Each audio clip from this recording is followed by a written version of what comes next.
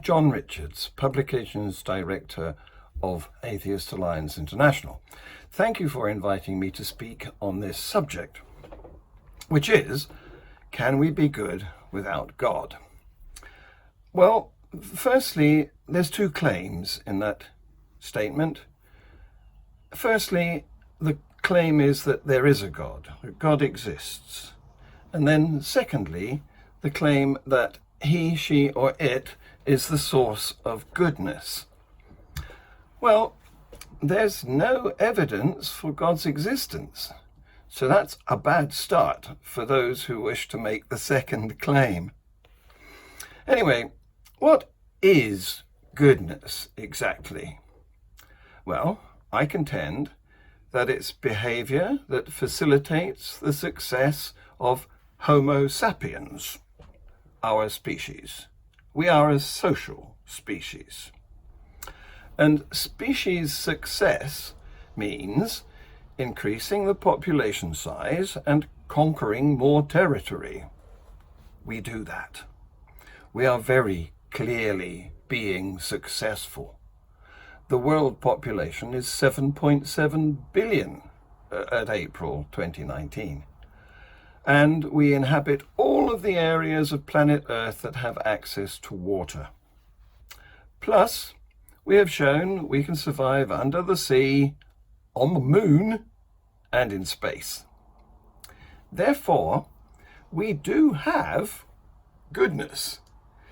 In other words, we have behaviors that make humanity successful. That's substantiated by incontrovertible empirical evidence. So, goodness is behavior that benefits humanity. Now, if for the sake of this meeting we pretend that there is a God, the next question must be, which God? There's been lots of gods worshipped at different times. The Egyptians had over 2,000. The Greeks had at least 370, which they passed down to the Romans. The Danes had 24 Norse gods. And the Hindus have 33 or 330 million, depending on which translation you go with. Many of them can be regarded as dead. They've died through the loss of their believers. But supporters of the surviving ones each claim theirs is the one and only true God. So let's pander to the supporters of Jesus, since they make up the majority of our audience today. Let's pretend they are right and that goodness comes from the Christian God. So let's look at their source, the Bible. Is it a good moral compass? In countless places, the Bible recommends and exemplifies behavior that is considered antisocial or even criminal today. The Christian God, despite allegedly having the power to create an entire universe, seems to have been incapable of expressing himself clearly to his human scribes. So, in their attempts to whitewash their holy book, Christians have spent centuries reinterpreting their scriptures to try to make them mean what they would like them to have said. They use excuses like, this has to be taken in the context of the time. This was a report. Or, this was a story made up as an example of bad behavior. If their God needs men to speak and translate for him, we're entitled to wonder how omnipotent he really is. But that's a subject for another day. I'm going to deal with this Christian goodness claim through the commandments. The first 4 commandments offer no social advice at all. They are about defending Christianity itself. So we can dismiss those as irrelevant to the spreading of goodness. The fifth, respect your father and mother, is beneficial advice which is likely to foster a peaceful community.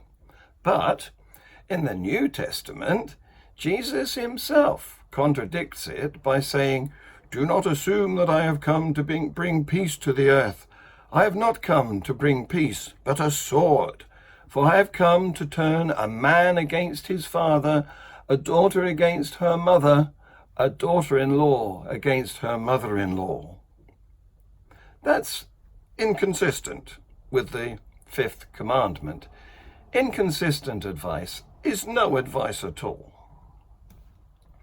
The sixth commandment, thou shalt not commit murder, is good advice because, obviously, killing members of our own species is detrimental to the mission of success by population expansion.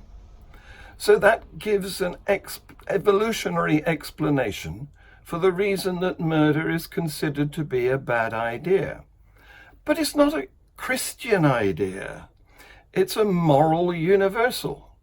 Anthropologists have found that killing is taboo in all communities, irrespective of their particular religion or even if they have no God. This poses a serious problem for those who claim that goodness comes exclusively from their Christian God. And elsewhere in the Bible, God himself goes against the sixth commandment to the extent of killing the entire human population except for Noah's family in a worldwide flood. We would call that genocide today, and it's been attempted by Hitler, Pol Pot, and the like. The seventh commandment, thou shalt not commit adultery, is an example of how priests and pastors like to intrude into our private sexual behavior. They love to stick their noses into our genitalia. There's nothing wrong with sex between consenting adults. This commandment had the opportunity to declare paedophilia and rape unacceptable, and it missed. Commandment 8 on theft and Commandment 9 on lying are good ones, but again, not specific to Christianity. And Commandment 10, don't be envious, is about a mean personality trait rather than offering any help for social cohesion. So we are left with the conclusion that the commandments are an incomplete list of goodness advice, and that the list doesn't belong to Christianity. Christians are attempting to steal goodness from evolved human nature. So, how's it working out? If God is the source of goodness, we should find more goodness in highly religious areas than in secular places. Well, there's data on that. Let's just take Commandment 6, thou shalt not kill. Do we find less killing where people are mostly God-fearing? Or is it the other way round? Take a look at this map. The least religious countries are pink and red. They include Canada, Western Europe, Australia, and China. Now take a look at this map. The least killing happens in the pale fawn colour countries. They include Canada, Western Europe, Australia, and China. It's obvious. Religious people are the worst at goodness. So, where does goodness really come from then? We don't have the biggest teeth, the longest claws, the fastest speed, but together we are powerful. If a social species like humans is going to succeed, the individuals need to cooperate. Do you know about dogs? You know how terriers go down holes after rabbits and weasels? Pomeranians like to be carried and to sit on laps. Labradors love to fetch fishing rods that have fallen overboard. Retrievers willingly bring dead pheasants back to the shooter. We've bred dogs to behave in those ways. In the same way that we have bred dogs to behave how we wish, nature has selected us to behave sociably towards each other.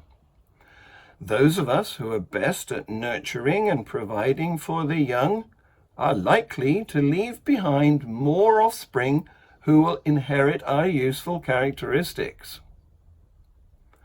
Of course, there's variation. We're not all paragons of virtue. Evolution doesn't work on individuals. It works on populations. So think species, not individuals. And evolution doesn't have to be perfect. A species only has to be good enough not to become extinct. We can be good enough without God.